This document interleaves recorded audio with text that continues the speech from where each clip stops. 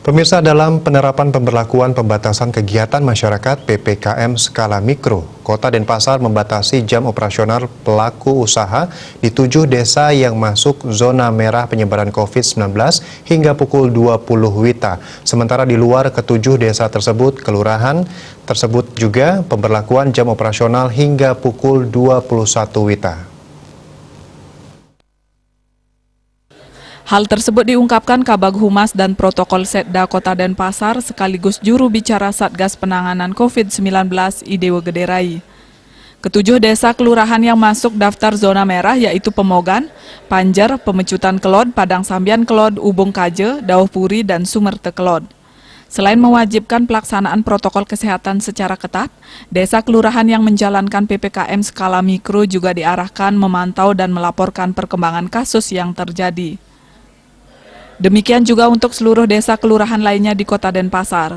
Diimbau untuk memantau pelaksanaan prokes dengan ketat. Sementara untuk pasar tradisional yang menjual kebutuhan esensial tetap bisa beroperasi selama 24 jam.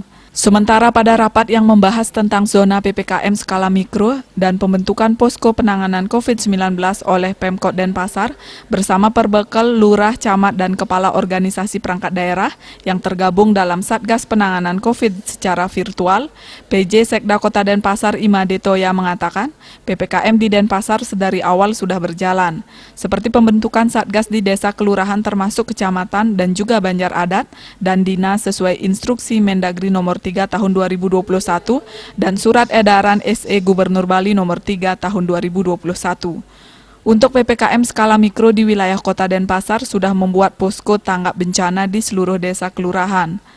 Namun untuk posko tersebut supaya ada sekretariat dan menampilkan informasi penanganan COVID-19.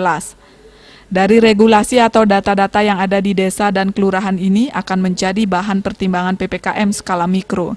Ia berharap dengan PPKM mikro ini kasus COVID-19 di Denpasar bisa menurun.